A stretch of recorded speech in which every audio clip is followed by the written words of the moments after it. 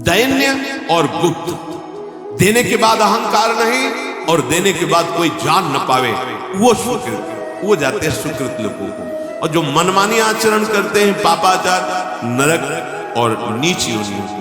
जो पाप और पुण्य दोनों दिन से होते रहते हैं वो मनुष्य योनि को प्राप्त होते हैं। और जो अपने शास्त्र संयम के अनुसार कर्म करते हैं, दान पुण्य शुभ कर्म, ये सब भगवान को अर्पित करते और भजन करते, उनको भगवत प्राप्ति होती है, जहां आना जाना नहीं। पुण्य और भजन में अंतर ध्यान रखना।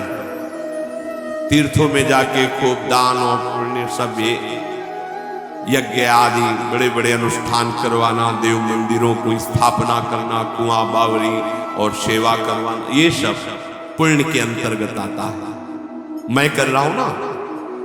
और अगर यही सब प्रभु को अर्पित किया, प्रभु का दास बन करके, तो गति बदल जाएगी। जो पुण्यात्मा जन है, जिनका केवल पुण्य में ही अनुराग होता है, ऐसे हैं।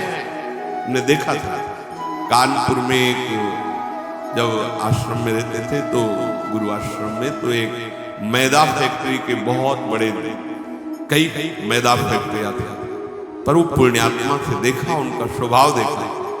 वो आधा किलोमीटर दूर ही अपनी गाड़ियां खड़ी कर देते, 10 गाड़ियां उनके साथ आती थी, अंगरक्षक को सब धोती कुर्ता गमछा, नंगे पैर आश्रम तक आना, प्रणाम करके बैठना, बिल्कुल ऐसे जैसे एक साधारण आदमी।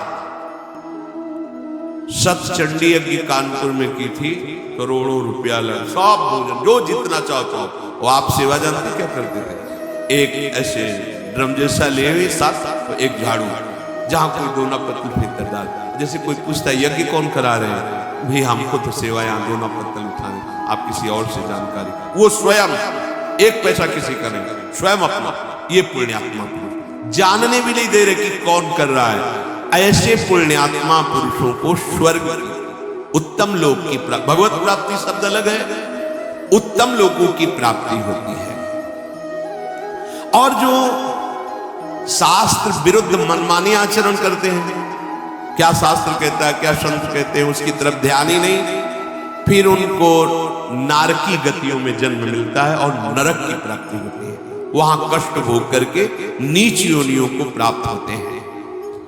और जिनसे कुछ पाप बने और कुछ पुण्य बने, उनको मनुष्य मृत्यु लोक की प्राप्ति, जिसमें मनुष्य योनि, ये दोनों से मिश्रित है, पाप और पुण्य दोनों से मिश्रित शरीर की रचना होती है। जो आलस्य और प्रमाद का त्याग करके, किसी की हिंसा न करते हुए, अपने शास्त्र संयम के द्वारा दान और शुभ कर्म प्रभु को अर्पित करते हुए भजन करते हैं, वो भगवत प्राप्त होते हैं। 3 गतियां, और ये सबसे विलग गति। पहली गति, जो उत्तम पुण्य कार्य ही करते रहते, पुण्य उसी का सफल है, ध्यान रखना।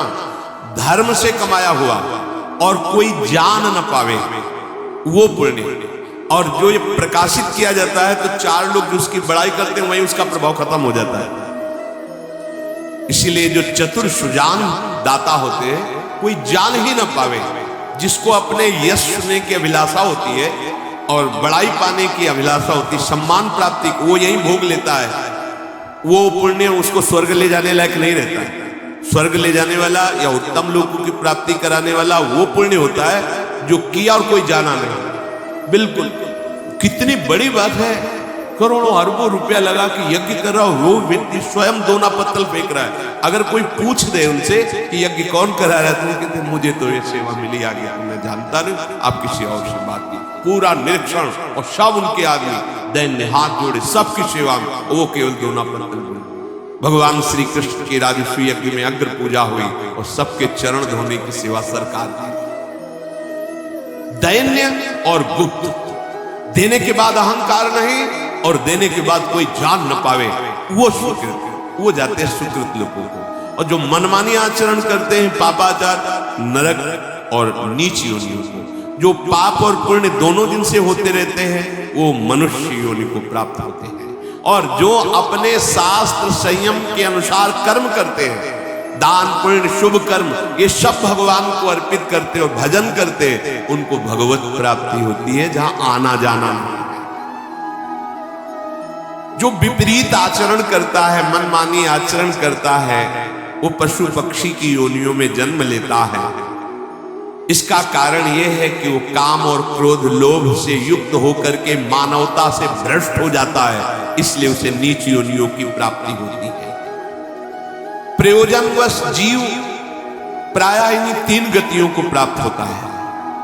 ये जो चौथी बात बताई गई, ये देहाभिमानी को प्राप्त नहीं होती।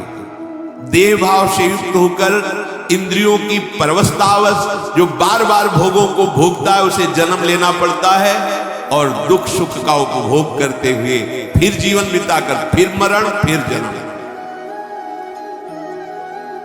जो सबका हित करते हुए आत्मस्वरूप प्रभु का भजन करता है और अपने सारे कर्म प्रभु को अर्पित करता है, वो परम ब्रह्म में भली भांति प्रतिष्ठित हो जाता है, अर्थात वो भगवत प्राप्त हो जाता है।